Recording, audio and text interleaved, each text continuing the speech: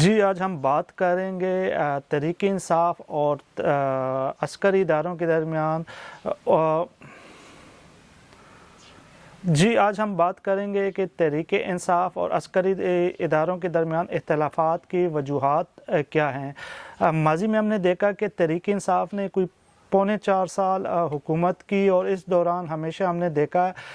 کہ تحریک انصاف ہمیشہ یہی کہتی تھی کہ تحریک انصاف اور جو عسکری ادارے ہیں وہ ہمیشہ سے ایک پیج پر ہیں۔ تو وہ کیا وجوہات ہیں جس کی وجہ سے ہم نے دیکھا کہ اب وہ ایک پیج پر نہیں بلکہ ایک دوسرے کے مخالف موجود ہیں، کڑے ہیں۔ تو اس حوالے سے ہم جاننے کی کوشش کریں گے۔ آپ کو بتاتے چلیں کہ جب سے 2018 میں جب عمران خان کی حکومت آئی تھی تو یہ واحد حکومت تھی جس کے بارے میں ہم نے دیکھا کہ اسٹیبلشمنٹ نے اس کو ہر موقع پر اتنی مدد فراہم کی ہو۔ ہم نے دیکھا جب یہ حکومت برسر اقتدار آئی تو میڈیا کو بھی کہا گیا کہ اس کے حوالے سے مثبت رپورٹنگ کی جائے۔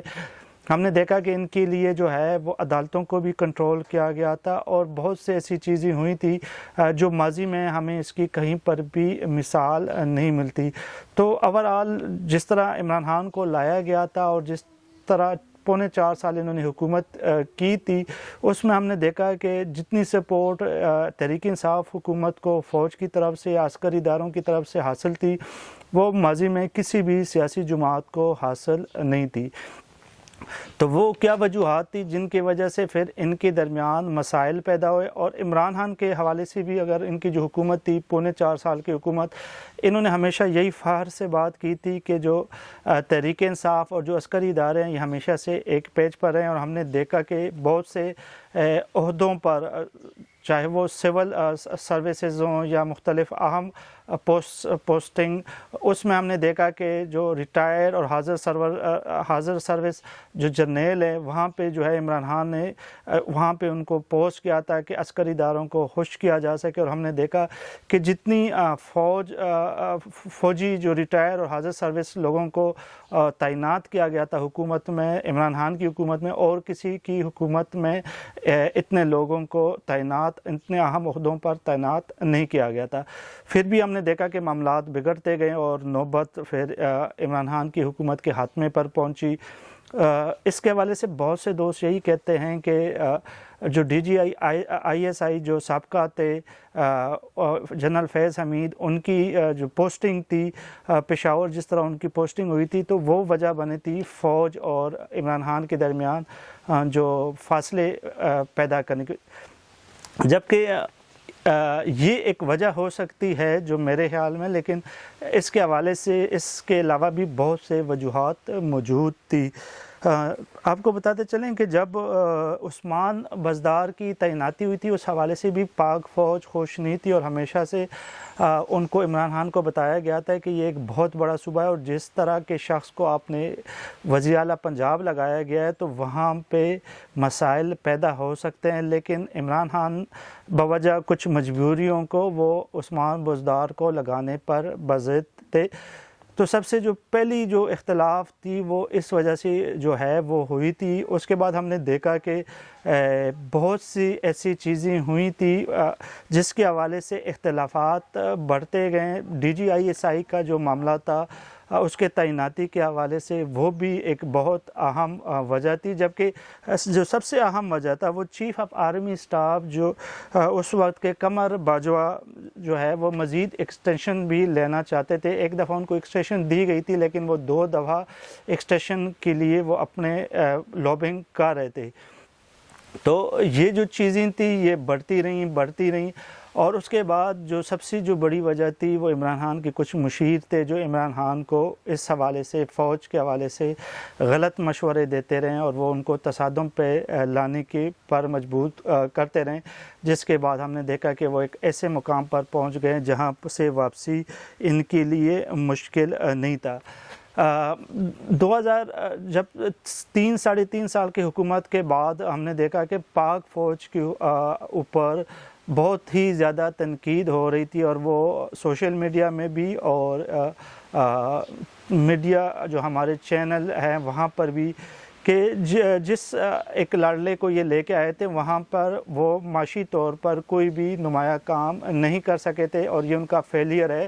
اور اسی کے تناظر میں ہم نے دیکھا کہ جتنی بھی ضمنی انتخابات ہوئے تھے اس میں ہم نے دیکھا کہ جو عمران خان کی حکومت ہے ان کے جو لوگ تھے وہ حتیٰ کہ KPK سے بھی وہ ہار گئے تھے، پنجاب سے بھی ہار گئے تھے۔ تو عوامی سطح پر عمران خان کے حوالے سے جو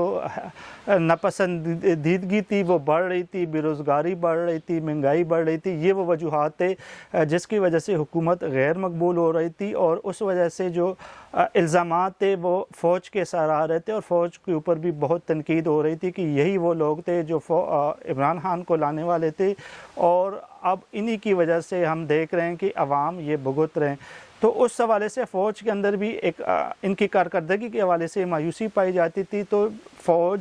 نے 3 سال کے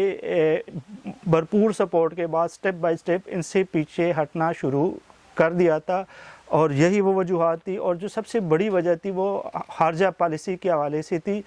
عمران خان کے دور میں ہمارے سے مشرق وسطیٰ کے جو ہمارے دوست ممالک تھے وہ بھی ناخوش تھے، چائنا بھی ناخوش تھا، اور یورپ کو بھی ہم نے اپنے طرز عمل کی وجہ سے ناراض کیا ہوا تھا۔